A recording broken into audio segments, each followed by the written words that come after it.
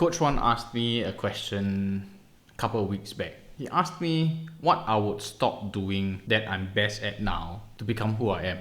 And I gave him a version on that episode that was for the mic. It was fine. It was clean and the version worked out enough to say it publicly. But that question wrapped around my head for quite a bit. The answer I gave wasn't truly a real one. And the real one is that I'll stop being the guy who did everything better than anyone else in the team. And I'm not sure if I've become the guy on the other side of that transition yet, but I'm in the middle. It's uncomfortable. I don't talk about it because talking out loud makes it real and it makes it harder.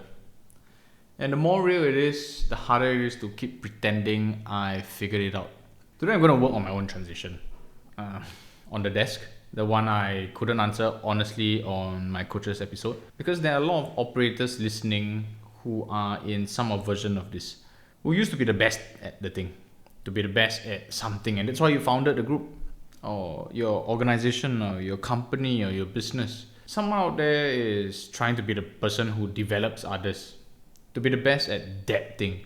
And who nobody warned us about was the specific cost of that trait in identity, in work, in purpose. So this is the operator's desk. I'm Augustine. Every week I sit with someone who has built something, developed someone, or carried something they couldn't say out loud. This week, and the someone is me, again. What I used to be the best at. 12 years ago at 24, I started this industry as a producer. Not a manager, not a leader, a person who sat across clients and closed businesses. I was good at it. Not the best in the room every quarter, but good enough consistently that everyone expected it.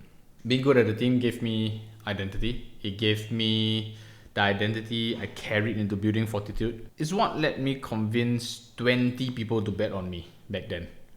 Not because I was a visionary. I wasn't, because I could just outwork everybody, and that was something I told myself, my purpose and my value to people.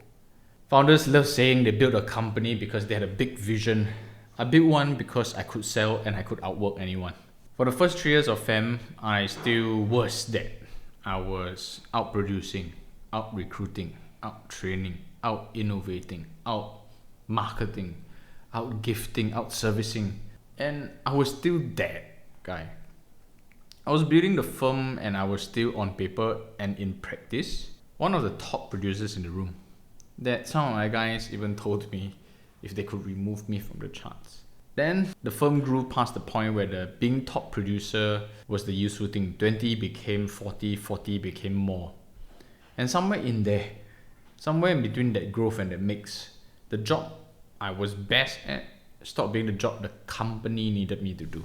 Here's what nobody tells founders who come up as top producers in the start. The thing that you were the best at, the thing that got you here, the thing that drove your recognition for people to bet on you, is the same exact thing you have to stop doing. Not slow down, stop.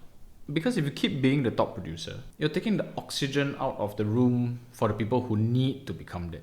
An inspiration or a movement that you felt that would motivate people becomes a glass ceiling that they can never reach. And because of the experience and the drive and etc., different motivating factors require you to play a different role. Congratulations, you have reached a stage where you're no longer needed to be that guy. And that's the tough thing, right? Every case you personally close, one of your leaders don't get to. Every client you personally handle, one of your people doesn't get the chance to develop the relationship. Every deal that you touch, you subtly telling your team, I don't trust you to do this without me. And it's a slow transition that you start realizing that you're subconsciously developing. It used to move mountains. Now it just provides shade. And the math is brutal. To develop others at a point that they become the best, you have to become the worst at the thing you spend a decade becoming good at. Not worse at leading, worse at the specific craft that used to be your identity. That is a scary, scary thing. because you don't know how that has propped you up and stayed at a point where it holds you down. Nobody prepared me for what it will feel like. The withdrawal is real, the restraint is real. After 10, 12 years of going at it, it was like a drug. It was like a space where you feel like, okay, if things are not moving, I can. And producers get the dopamine from it, you close it, you feel it, you're worth something. Take that away and replace it with what? The joy of watching people close and the joy of watching someone else grow. That's supposed to feel good. And I'm told it feels good. Some days it really feels very, very awesome when you see somebody start believing in themselves. Most days it feels like it's starving, that you have to hold back when you know you can do more. So it's an internal battle between your past identity and a nervous system that is growing on self-worth that people paint. Coaching many of them, coaching myself, doing my reflection, understanding over the past few years, where should I land on now that the organization can grow, that people thrive. The systems, the structures, the lessons, thought process, everything is instilled. That space where you stop being that guy, here's how I actually did it. The honest part when I was reflecting about this episode was what I did for a long time was pretend that I was in transition when I wasn't. I was publicly telling people that I'm going to stop sales and I'm going to stop being that person, and don't count me out for a good 3 years actually. And I was developing leaders, building bench strength per se, and getting my team to the next level. Privately, I was still personally closing the biggest deals, still personally handling the most important calls, still being the guy. Because letting go felt like I was losing something I didn't know how to replace, not something I didn't know how to let go of. And the cost of pretending, trust me, the team can feel it. Everyone else can. Your loved ones, your friends, your clients. My leaders were being told they were developed, but they were just watching me swoop in on the deals and the situations and the innovations and the projects when things mattered, when pressure grew somebody. My instinct was to jump on it so that nobody would be hurt. But that also means that they didn't know which decisions would help them grow. The message subtly I was telling them was, I trust you until it matters, and then I don't. It's not intentional. It is out of habit and care per se. That's not development actually. That's insurance, ironically. And it costs the people you're supposed to be growing more than it saves. The moment it broke, one of my leaders said something to me about a year ago. You keep telling us that we're being developed. Then you keep taking back the wheel every time it counts. I don't know if I should trust the words or the actions. And I didn't know how to react. Inside it was full of rage, disappointment, self-doubt. And I start asking myself, what did I do wrong? I was just looking out that you don't have to go through the pain I did. Take a different route. My job as a leader, my job as a founder is to make sure that you don't suffer through those things. And they were right. The moment I understood the transition wasn't optional anymore, I was the bottleneck. And I wasn't going to let it happen if I kept my identity intact to be that guy. They got inspired to be that guy. Let them be that guy.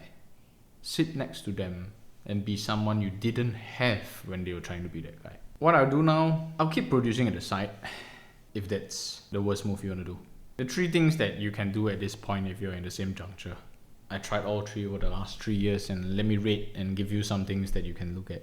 You keep producing at the side. What most founders in this position do is, officially you're CEO, unofficially you're still doing the top producer work when it matters.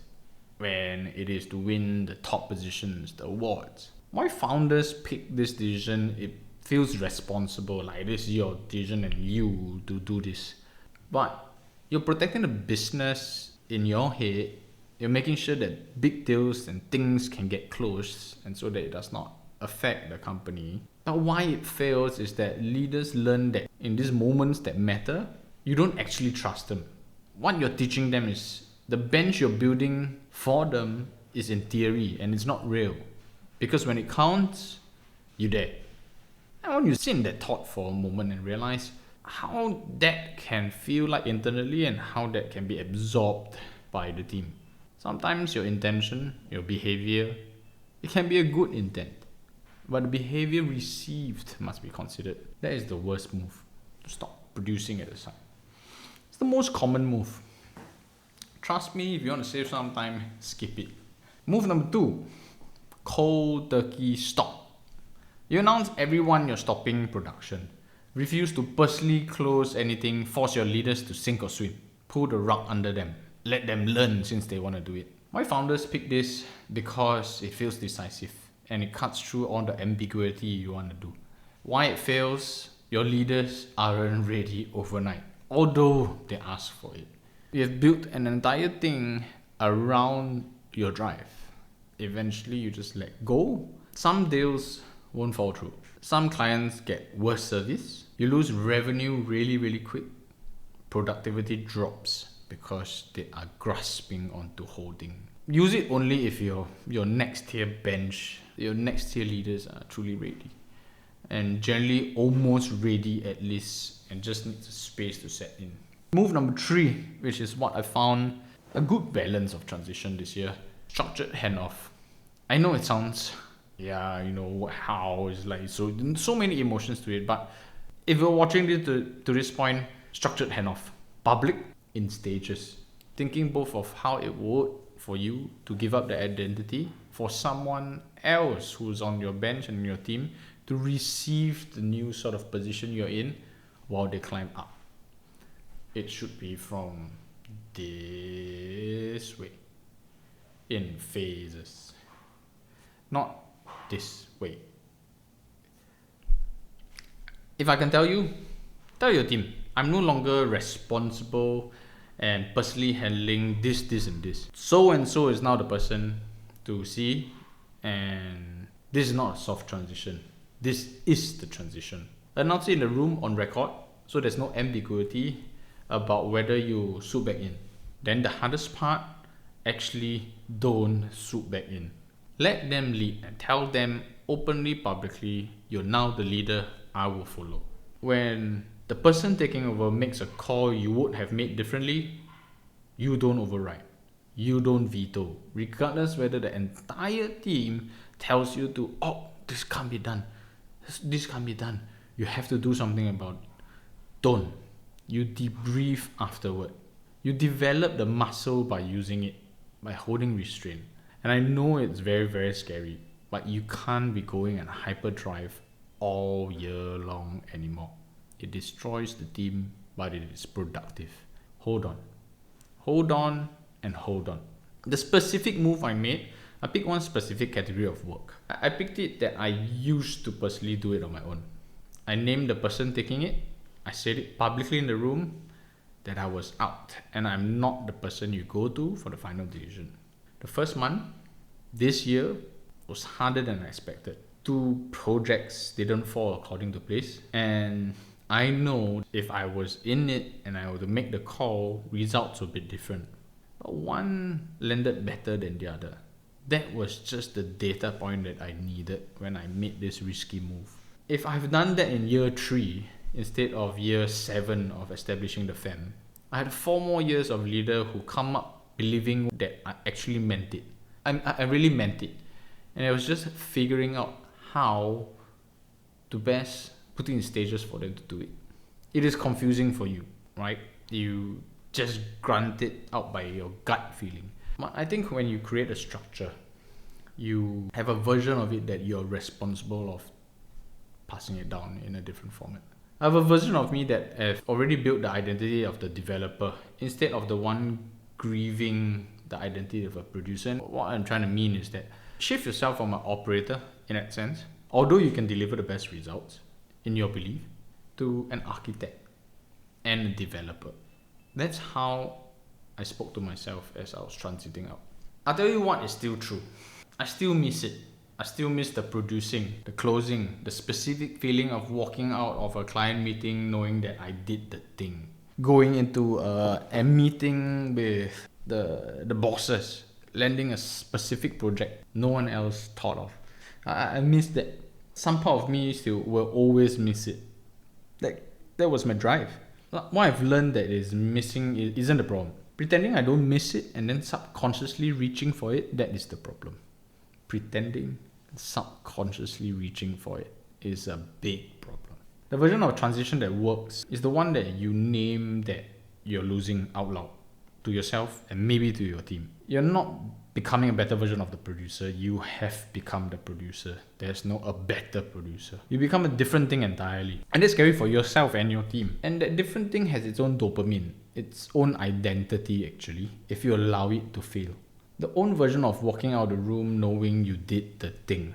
Rename the thing. It just takes longer to feel that lag. And the withdrawal from the old thing is real.